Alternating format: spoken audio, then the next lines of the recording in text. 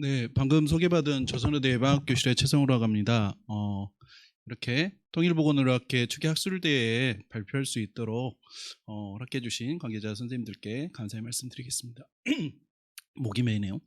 네, 제가 발표할 내용은 북한 이탈 가정 아동 및 청소년의 성장 및 영양 상태인데요. 방금 전에 이완 교수님께서 저희 연구진에서 발표했던 BMJ 논문을 소개해 주셔가지고 제가 이어서 다행히 그 이후로 조금 더 진보된 것이 있어서 그 이후의 이야기를 좀 해드릴 수 있을 것 같습니다.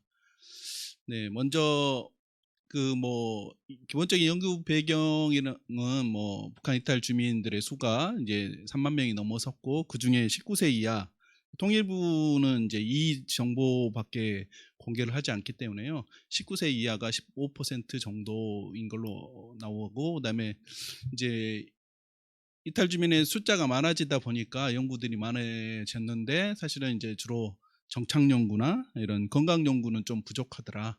그리고 건강 연구도 주로 심리적이거나 정신 건강 연구 위주가 많았습니다. 특히 이제 어린이나 청소년 대상으로 하는 이런 건강 연구나 성장, 영양 이런 연구는 좀 부족한 실정이어서 제가 이 연구를 하게 되었고요. 북한 이탈 가정 내 어린이의 사실은 출생 배경은 한 이 정도 세 가지로 제가 요약을 해봤는데요.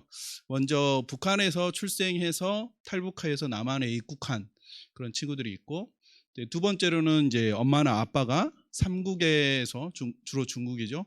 체류하던 과중에서 이제 출생해서 남한에 동반 부모와 함께 입국하거나 아니면 엄마가 먼저 입국한 이후에 따로 불러서 온 경우가 있습니다. 그리고 세 번째로는 이제 엄마나 아빠가 남한에 입국한 이후에 남한에서 가정을 꾸려서 그 안에서 태어난 이런 가정 출생한 아이라고 생각할 수 있는데요.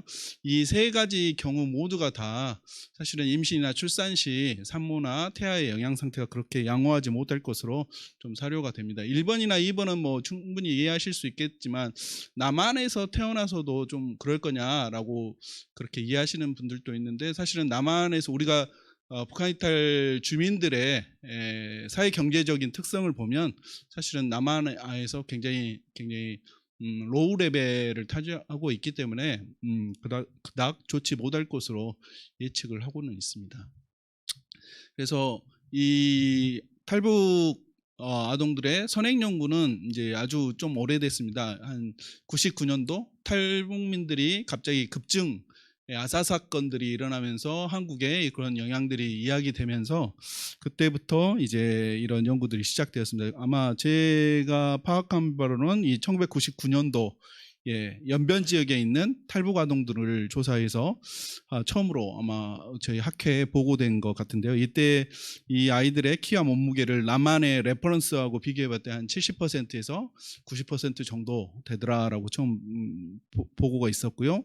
그 다음 단계 연구에서는 이제 이 탈북 어린이들이 한국에 들어올 때 하나원에서 건강검진을 하기 때문에 그 검진에서 키와 몸무게를 추출해 가지고 그걸 가지고 활용한 연구들이 있었습니다. 그래서 1,400명 넘게 조사한 연구에서는 최대 남한 아이들보다 키는 16.3cm가 작고 몸무게는 15.3kg가 낮더라, 뭐 이런 연구가 있었고, 그 이후에 비슷한 시기였는데 한 283명을 대상으로 한 연구에서는 만성 영양 장애가 29.4%, 저체중이 10.4%.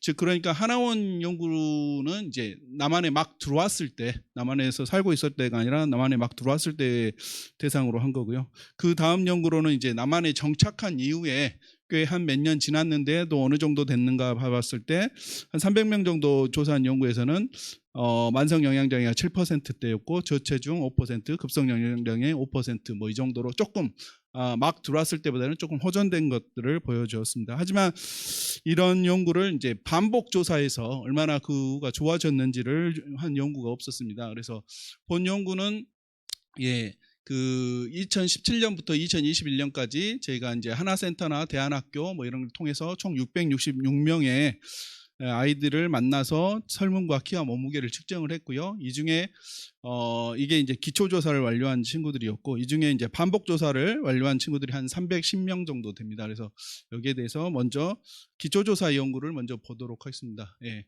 우선 소아 표준 성장도표는 2017년도 질병관리본부하고 대한소아과학회에서 만든 그걸 가지고 분석을 했고요. 그래서 연령에 따라 키가 3%일 미만이면 만성 영양장애, 5%일 연령에 따라 몸무게가 5%일 미만이면 언더웨이트, 그다음에 급성 영양장애, 그다음에 비만, BMI 수치를 가지고 했었습니다.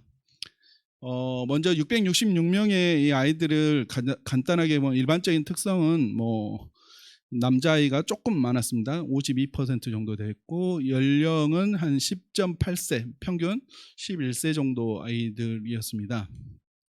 그다음에 이제 태어난 곳을 저희가 조사했는데, 남한에서 태어난 아이들이 한 35% 정도 되었고요. 오히려 중국에서 태어난 아이들이 50% 가까이로 제일 많았습니다. 그리고 북한에서 태어난 아이는 14.5%밖에 되지 않았습니다. 그래서 그것도 연령으로 좀 봤을 때 5세 미만일 때와 5세 이상으로 구분해 보면, 이제 5세 미만의 어린 아이들인 경우에는 거의 대부분 남한에서 태어난 경우들이 훨씬 많았고요. 5세 이상인 아이들은 이제 중국과 남한, 그리고 이제 북한의 순이었습니다.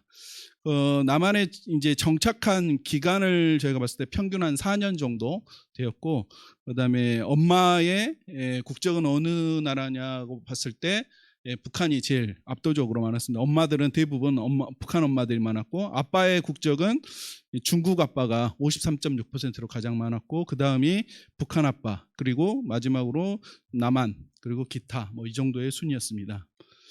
이 아이들의 이제 이 영양 상태, 성장 상태를 보면 이제 스턴팅이라고 해서 이제 저신장이라고 할 수 있는데, 이 부분은 이제 7.7%였고요. 그다음에 웨이스팅이어서 굉장히 마른 친구들이 8.3%, 그리고 저체중 아이들이 8%, 그리고 오베시티가 11.8%였습니다. 그래서 아까 저희가 BMJ 논문에서 얘기했던 것처럼 말뉴트리션 쪽 과 오베시티가 양쪽으로 다 증가하는 양상들을 보이고 있었습니다.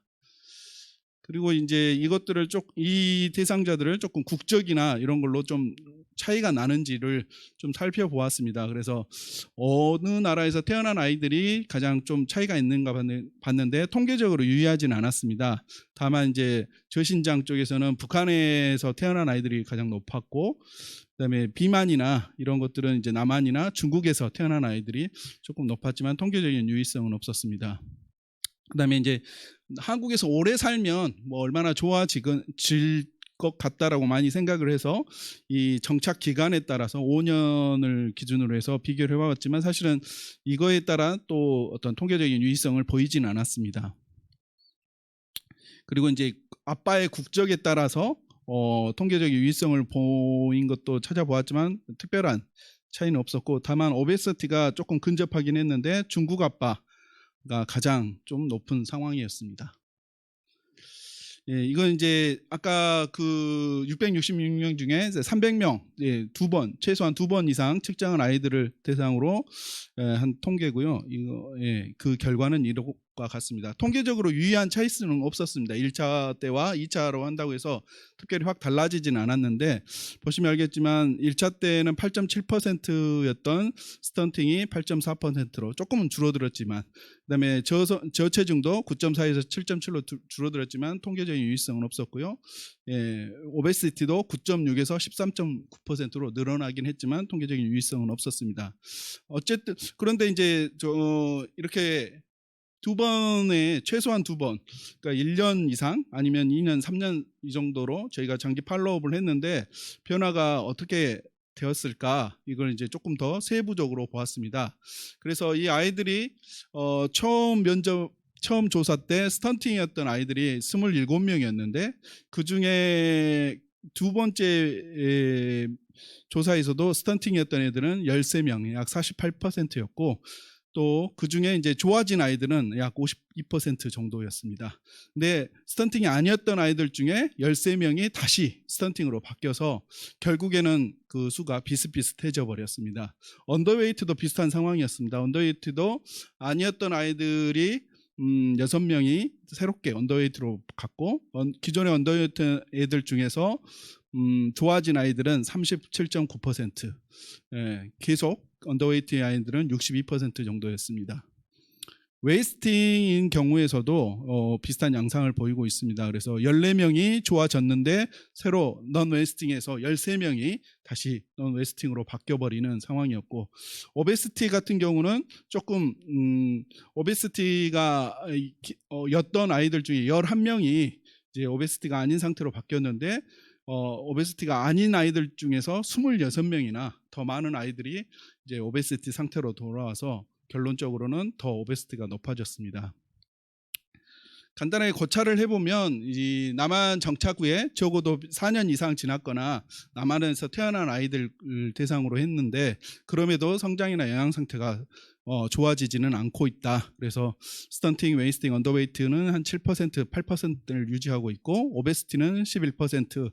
아까 BMJ 논문에서랑 남한 아이들과 비교해 보면 꽤 높은 수치들을 유지하고 있습니다. 그리고 반복조사 결과에서도 이 정착 기간이 길어진다고 성장 상태가 확 좋아지거나 변화되거나 그러지 않고 있습니다. 또한 이제 봤을 때 왔다 갔다 한 거의 절반 애들이 좋아지기도 하고 오히려 좋았던 애들 중에서 또 많은 수가 나빠지기도 하고, 그런 걸 통해서 이제 경계선에 있는 아동들이 조금 더 많겠다라는 생각을 해보았고 조금 이 부분에 대한 세부적인 분석이 필요해 보입니다. 그래서 두 가지 정도로 생각할 수가 있을 것 같아요.